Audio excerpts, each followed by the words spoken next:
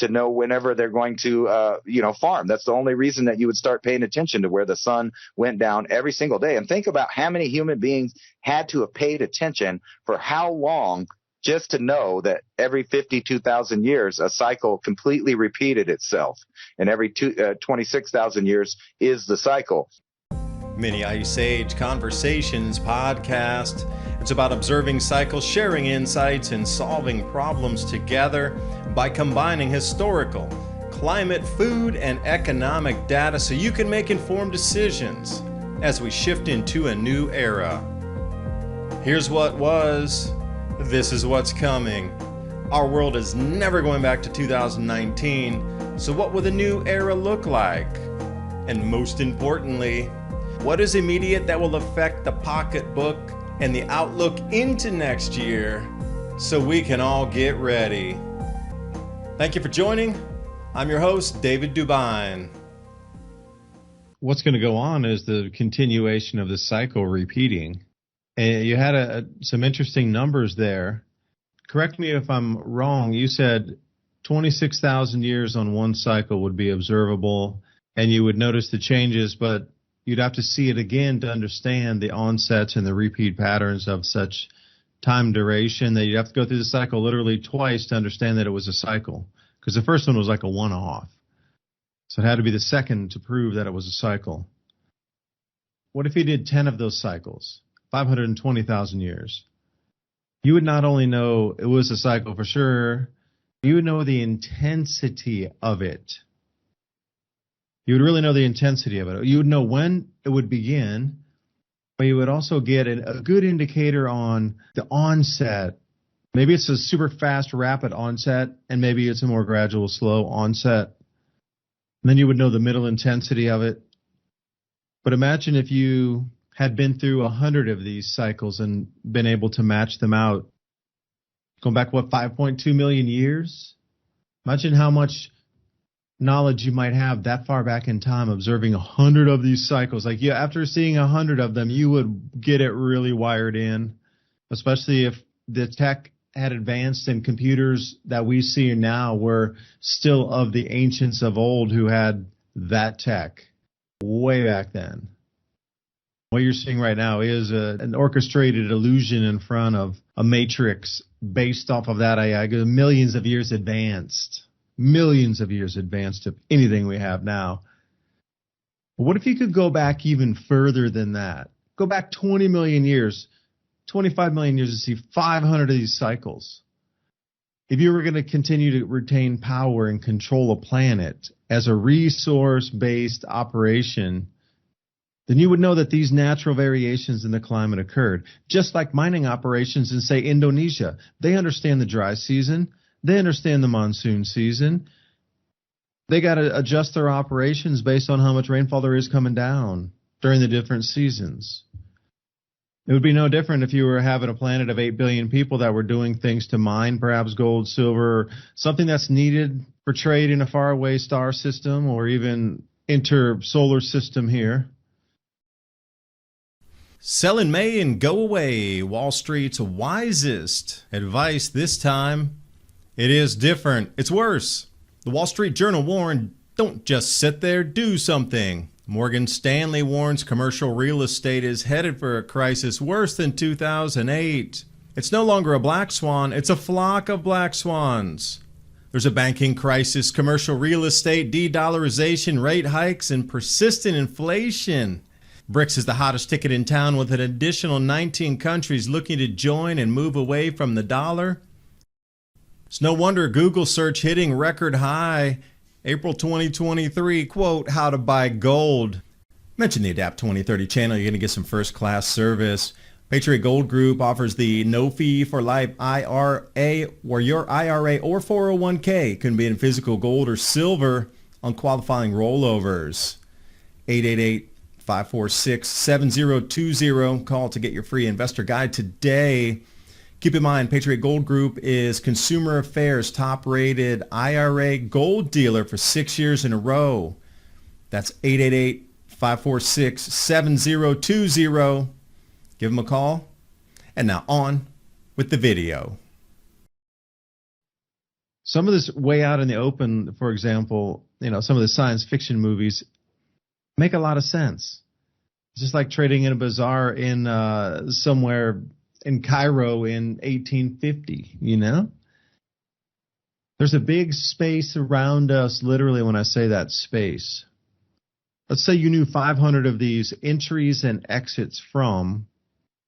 Well, we're talking a grand cycle here. We're not even talking a minuscule grand solar minimum at 400 years or even once a change of an age, 2,000 year. We're talking about the entire movement around the zodiac, 26,000 years times 2 to make sure it's a cycle times 500.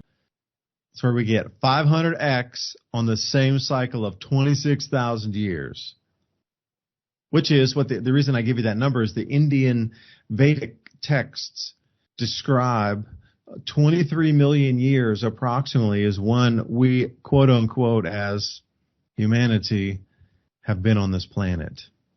So that gives some precedence. If you had known and had tech and were that far back and had observed this many cycles on the grand cycles, if you knew a grand cycle was culminating on the planet that was your biggest farm producer, you would try to extract all the wealth. You really would.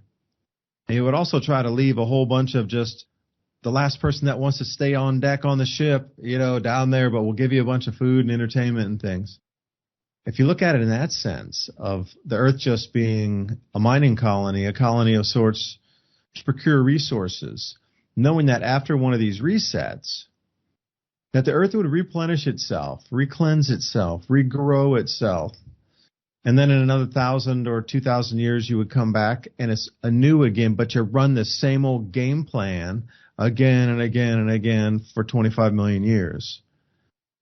It's a bit of inoculating a petri dish with agar, having the species grow on it, use the agar as a harvest and then scrape the petri dish clean and start over again. Whoosh.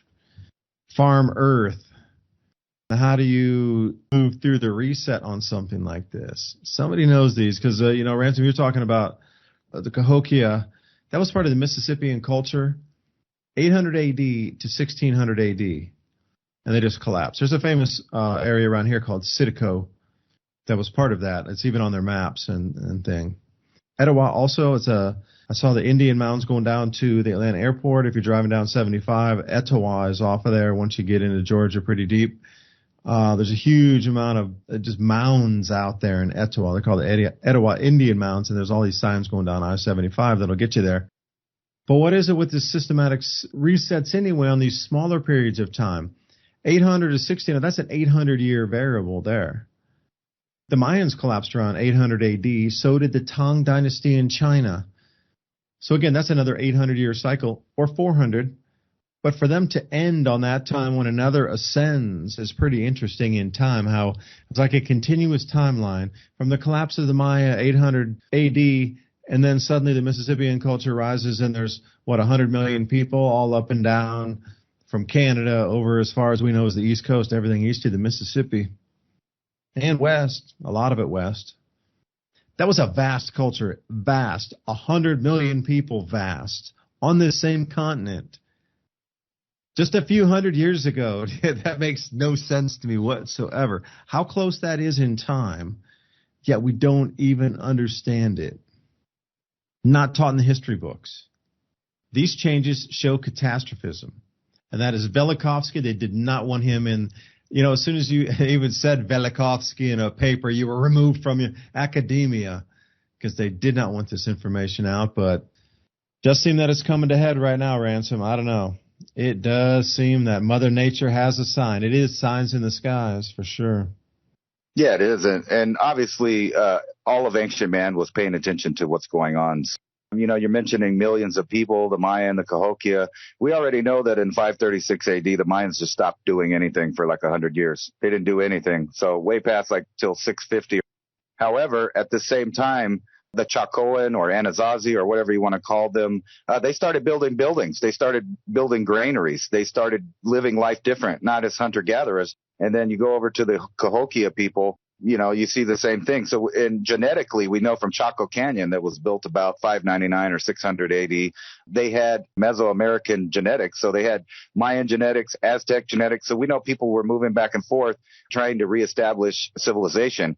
And you're right, there were millions of people living along the Mississippi Valley, and there were millions and millions of people we now know living in the Yucatan Peninsula. There's cities that are so big that are being uncovered. And whatever happened pretty much changed everything. New empires came, all the old ones fell. And to get back to this point real quick, archaeology tries to tell you that we've only been farming for 10,000 years, which is ridiculous, because the whole reason to pay attention to the precession of the equinox, which takes 25,772 years exactly for a full precession to occur, that means that you have to times that times 2, which is about 52,000 years, and that's broke up into 71.6 years for 1 degree every 72 years.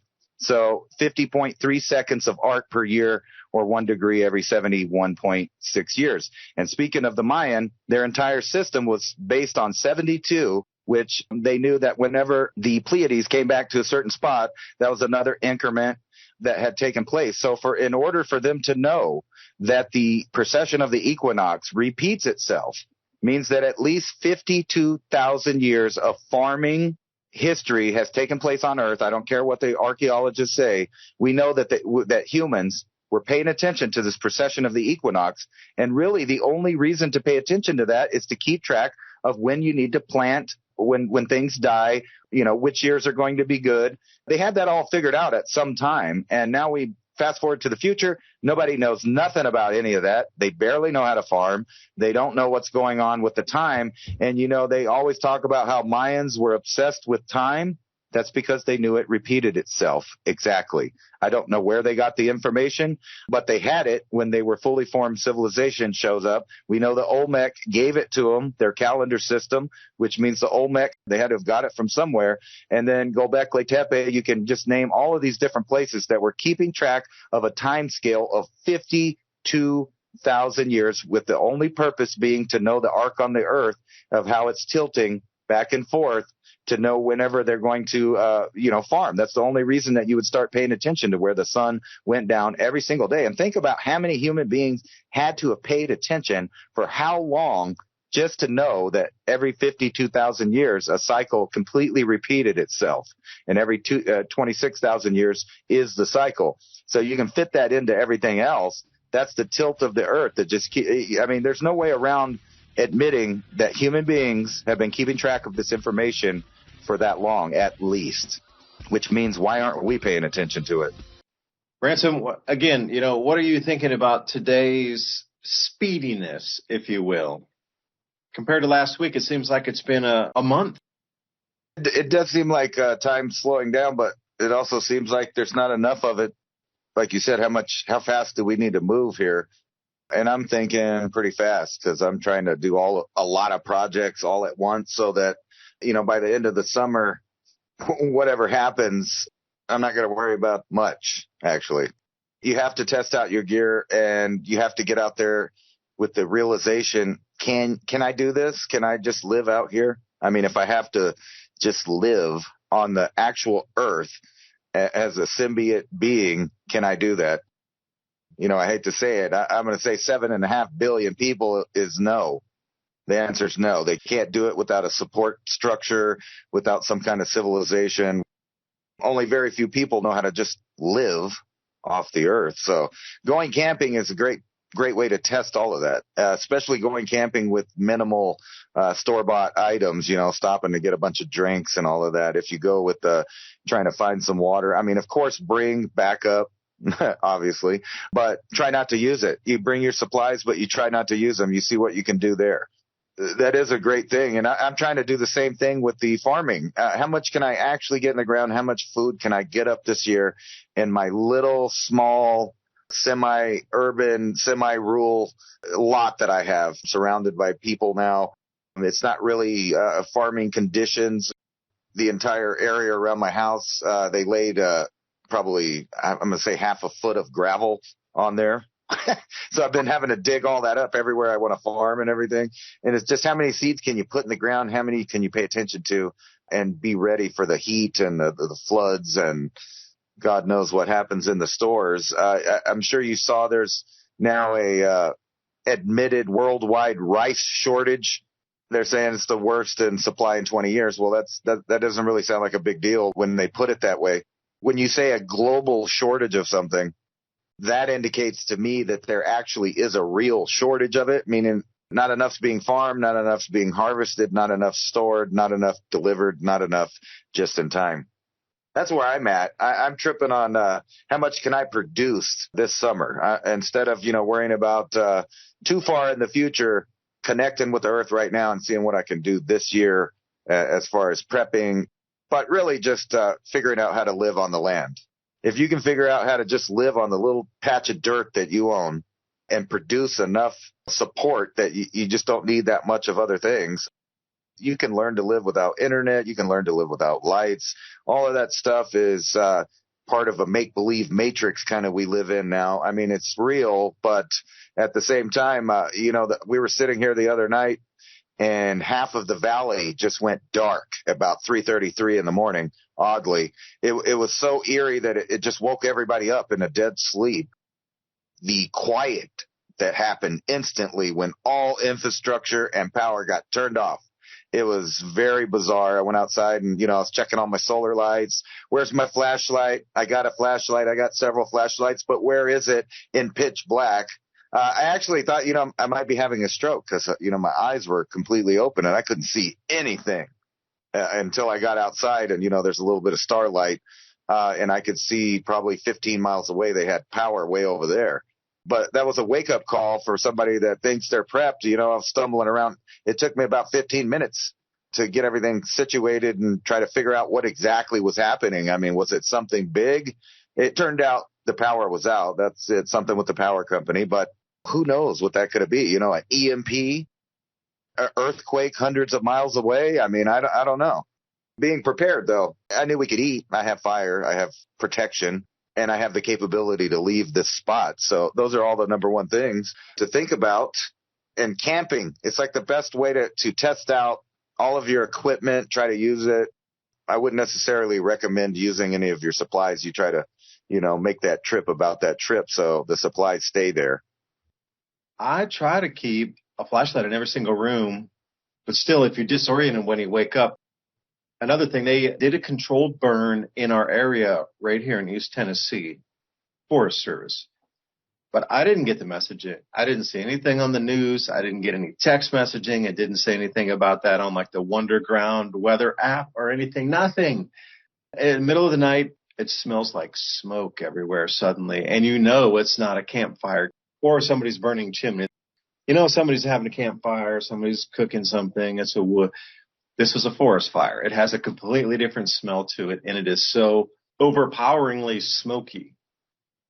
Waking up with that in the middle of the night, not knowing what is going on, too. And then, glad I did have flashlights, get up. What is that smell? And walk outside and make sure the forest isn't glowing around the house somewhere.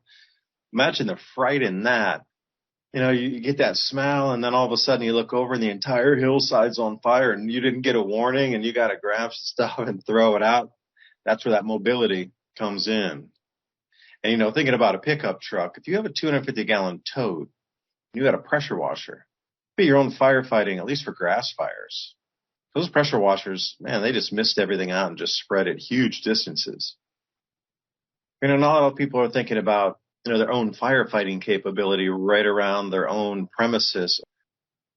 A lot of things we're going to have to take back into our own control and hands again, especially if systems start to break down. Dollar's not there at the value it was, so people don't even want to go to work because why would you when the U.S. dollar is trading at 10,000 to 1 of its prior value? And they're paying you $200,000 a day, which is like $20. But by the time your day's over, it lost 50% of the value before lunch. People aren't going to go to work. You're going to be on your own. I mean, community will help community, don't get me wrong. But in terms of having these giant firefighting forces in big cities and things, and they won't pay, people will go away, unless it's your own local neighborhood.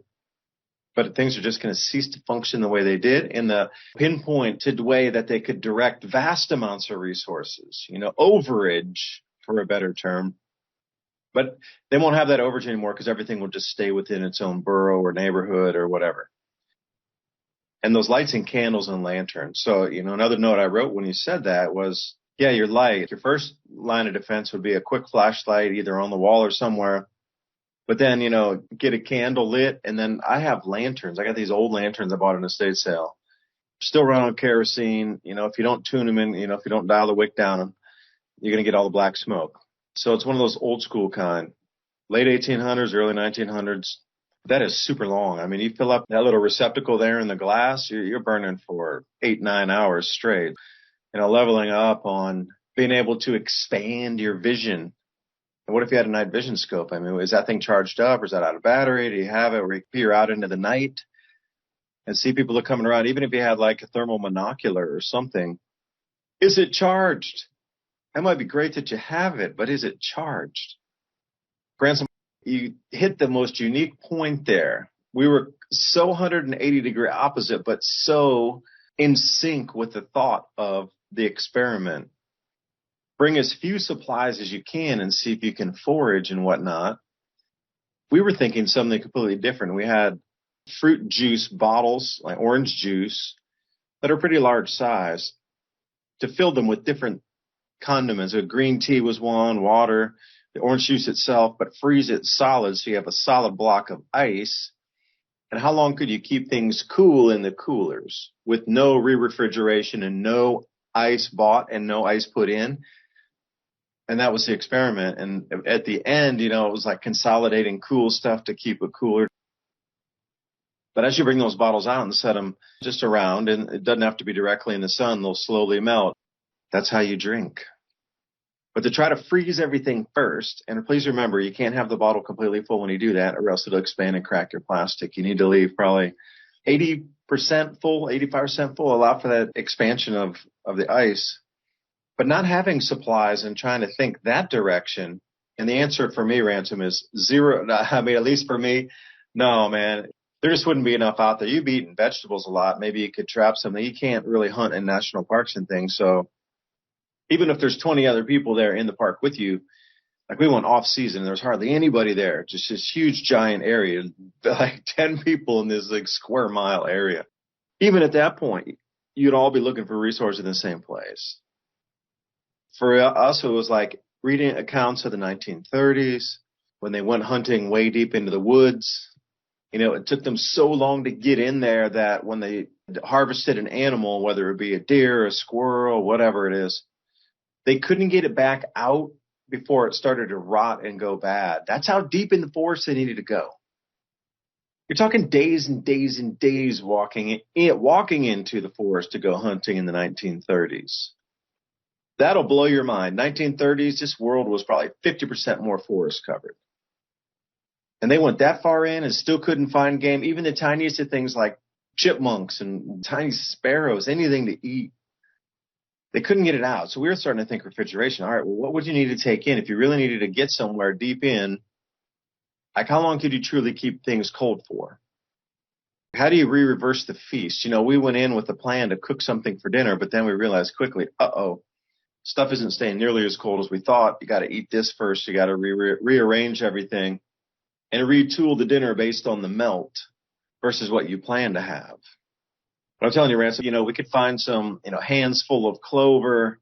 The leaves were just coming out. There were fiddlehorn ferns there. Could have eaten a bunch of those. I mean, they were the most ferns I've ever seen in one single place ever in my life. It was the most amazing, those curled up ferns. You got to get them while they're still curled up and harvested. Man, there were thousands and thousands of them. You would have found some food for this season, but it would have pretty much been nibbled up.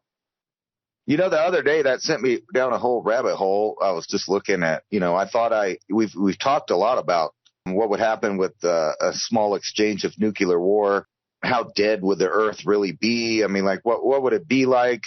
And they only let, say, 10 to 15 off and sacrifice some cities, some areas, possibly for different reasons. I don't know, like failed industrial cities that are a lost cause. There's plenty of targets that, they might hit for population reasons. So I go through this list of 2,000 nukes that we did. And, I start seeing places like Georgia, Colorado, a bunch of places I didn't even know they did it. So they popped like 3 in Colorado trying to make a new valley and some stuff. So they're experimenting all over the place with these nuclear weapons. So, and then you have the tensions of today. I was sitting here thinking that the other night when the lights went out, just boom, dark. So I get my flashlight, I go outside, all my solar lights are working, and I realize I'm one of the only people around that has a bunch of lights in their yard that work.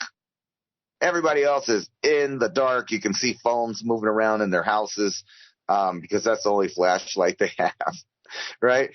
And I didn't even use my flashlight because my eyes adjusted. I have solar lights or whatever, but I was thinking, we kind of stick out like a sore thumb when all the lights go out because we're the only ones with backup lights if the power goes out. So obviously that might not be a good idea as far as that goes if you're worried about security or whatever. Too many solar lights, yes, they're helpful, but at the same time, you stick out in the dark because, hey, look at those people over there. They got lights. And if they got lights outside, they probably have everything else together in their life. I'm just saying. You talk a lot about, people coming from the city and they probably wouldn't do much out there in the rural areas. And I tend to agree with you on that. It'll be people from the rural area that also live out there that will be trying to jack other people's stuff because they know the area, they know the people, they have a little intel on what they got out there because they probably go squirrel hunt and do this and that and check out people's property around the edges and from locations not everybody knows about. And more of this kind of stuff is going on. So when I see the lights go out and I'm thinking, it's not an EMP, obviously, because I can see 15 miles away they have power. So I know it's a power grid problem. But can you imagine if all of the lights went out immediately, just all of them? You can imagine bumbling around with your solar lights and your flashlights. And if you don't live in a rural area, you're not in the privacy that you think you're in. So there's going to be all of these people looking at you. That was a side tangent there. Yeah, I think that the first 48 hours of an emergency, everything's going to be new and chaotic for everybody. So nobody will have a chance to really organize yet. You get a good 48 hours of safety period. And then that third day, that 72 hours, then everybody's realized what's going on, and then things change. Then they're looking for resources like ways to get out of city. So your first 48 hours generally are the safest time to travel. Immediately after that, if you know what's going on, you're generally, and I'm not going to say all the time, but generally going to be unmolested during travel for at least the first 48 hours. It's just when that third day starts to get into, you better be much more aware. The fourth day, people are sort of scrambling to get out of the way. And then the fifth or sixth day, and people are getting hungry and they're actually coming and knocking on doors looking for things. It doesn't take long to get a gang together. Come on, guys. Yeah, you come with us. Yeah, we're going to go look for food, It would take no time at all to get groups of people together to go do that. So when you were talking about the lights to adjust them, you might have that the first night, bring those solar panel lights down in because it connects over to that account called the Year in Hell. And it was in Sarajevo. And then the city got ringed in and they were in there for like a year and a half and everybody was locked in the city. One thing was, even if they had candlelight or some means to have any kind of light, to use trash bags to cover the window, because as soon as somebody saw a light after like weeks or a month after the breakdown, they had to live in there for like a year and a half with no supplies, nothing. So even having a candlelight put you at risk. And they would always look for things to cover windows with routinely. Different ways to hang things and plastics and, tarps and put it over. You don't want anybody to see. So that first night, you grab those lights and bring them down. And then, part of your time the next day is bringing off a few rooms with black plastic bags over the windows where, nothing penetrates out, nothing. You could be happy as a clam in your house with lights in your rooms, but nobody outside could see that you had anything on inside. Like we have a log cabin, maybe some light will seep through a crack or something like that. But generally, you can get most homes, modern homes, with sheetrock in them, pretty light tight. Like no light's going to leak outside. That kind of goes in with what you were saying there. It would be a target because you're prepped out because you have the lights. But the first night, again, people are going to be so freaked out trying to figure out what went wrong or get their own affairs in order. Somebody might take a note or so, but if you leave it on the second night, then you're asking for problems. That should be down immediately in the morning. And I wouldn't leave it up and bring it inside. And that's your emergency lighting. You can recharge that every day. Like, you don't need it. You can actually put that little solar panel, just like sneak it through a window and put it out and recharge it. And then you got light in your home every single night.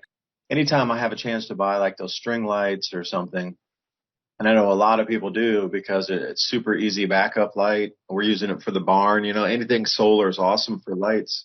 They're portable. You can take them anywhere. They can be repurposed a million ways. All you need is another nail to hang it up.